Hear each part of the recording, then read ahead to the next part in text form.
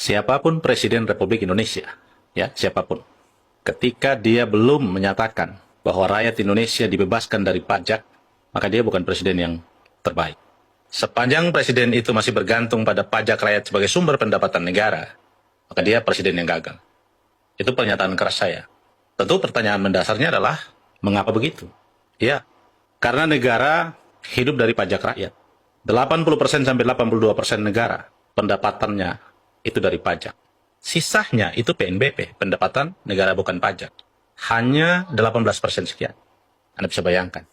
Dari gaji TNI, Polri, gaji aparatur sipil negara sampai semuanya. Termasuk gaji presiden, menteri, dan tunjangan segala macam itu. Semua hidup dari pajak rakyat. Dan pajak itu adalah pajak penghasilan. Anda bisa bayangkan. Ini anomali kita bernegara.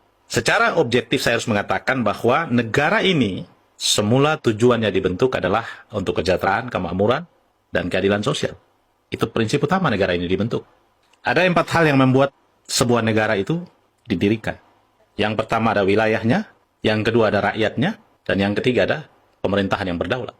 Nah, adanya pemerintahan itu tugasnya adalah sejahterakan, makmurkan, dan menciptakan keadilan, mencerdaskan kehidupan bangsa. Tugas pemerintah itu. Nah, maka idealnya dalam bernegara, negara harus memaksimalkan sumber daya alam sebagai pendapatan utama untuk membiayai kesejahteraan dan kemakmuran rakyat. Bukan pajak. Ini problem kita, bukan pajak. Sebuah anomali yang nyata di depan mata kita. Ketika negara bergantung hidupnya sama rakyat, tapi negara tidak pernah memperhatikan, tidak pernah melihat kenyataan akan kehidupan rakyat yang sesungguhnya. Negara menghargai rakyat dengan apa? Dengan bansos.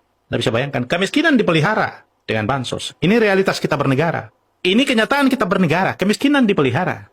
Kemiskinan dijadikan sebuah kebijakan yang kemudian dikelola dengan menggelontorkan bantuan sosial. Bukan dihapuskan, tetapi dipelihara. Dimiskinkan dan kemudian dipelihara. Dan ini menjadi objek politik setiap kekuasaan berganti. Setiap yang berkuasa selalu menjadikan kemiskinan sebagai objek yang dipolitisasi oleh kekuasaan untuk mendapatkan nama, pengakuan, dan popularitas sebagai penguasa. Maka realitas ini harus kita renungkan, harus kita pikirkan. Pertanyaan mendasarnya, kemanakah sumber daya alam kita? Apa yang menjadi makna yang paling hakikat di dalam pasal 33 Undang-Undang Dasar itu diterapkan atau tidak? Jawabannya tidak. Lalu sumber daya alam kita kemana? Sumber daya alam kita dikuasai oleh asing dan asing. Di luar negeri asing, di dalam negeri asing. Sebuah realitas yang tidak bisa terbantahkan. Pertanyaannya adalah, kenapa sumber daya alam kita yang melimpah, kok negara hidup dari pajak? Jawabannya sederhana. Karena sumber daya alam kita semuanya sudah digadaikan, dikontrakkan kepada pihak asing. Negara hanya mendapatkan royalti dari setiap investasi itu. Dan nilainya tidak seberapa. Anda bisa bayangkan. Sumber daya alam kita dikontrakkan, digadaikan pada pihak asing. Kemudian negara mengemis pajak dan mengemis pinjaman.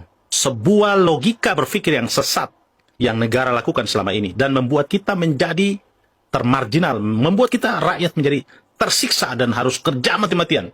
Memperjuangkan kelangsungan hajat hidup kita. Anda bisa bayangkan. Padahal, kalau Indonesia dikelola dengan baik dengan sumber daya alam kita yang berlimpah. Mereka kor-kor mengatakan kita kelapa sawit nomor 1. Kita nikel nomor 1. Kita punya emas. Kita punya timah, kita punya batu bara, apalagi kita punya ikan. Semua kita punya yang tidak dimiliki oleh negara-negara kecil seperti Norwegia, yang tapi masyarakatnya tidak bayar listrik, pendidikannya gratis, rakyatnya makmur. Negara-negara kecil di Eropa sana, mereka tidak punya sumber daya yang unggul. Udah, kita tidak usah jauh-jauh. Tetangga kita Singapura punya apa? Tetapi dia menjadi negara terkaya nomor 1 di dunia. Anda bisa bayangkan dengan pendapatan per kapita per tahunnya 1,5 miliar per kapita. Anda bisa bayangkan, kita pendapatan per tahunnya hanya 150 sekian juta. Itu juga sudah dikelompokkan sebagai kelompok menengah. Dan yang miskin, yang miris, Anda tahu pendapatan per tahunnya hanya puluhan juta. Karena 600 ribu per bulan Anda hitung. Kalau dikali 12, berapa puluh juta itu? Jadi ironi kita bernegara. Maka pernyataan pembuka saya tadi, saya katakan, siapapun yang menjadi Presiden Republik Indonesia, sepanjang dia tidak mengatakan bahwa saya akan membebaskan rakyat Indonesia dari pajak, maka dia akan menjadi presiden yang gagal. Dia belum menjadi presiden yang sukses. Ini sebuah pekerjaan yang terus-menerus kita perjuangkan. Sebagai rakyat, saya ingin menyatakan bahwa rakyat Indonesia harus menyadari bahwa beban negara ini di pundak rakyat.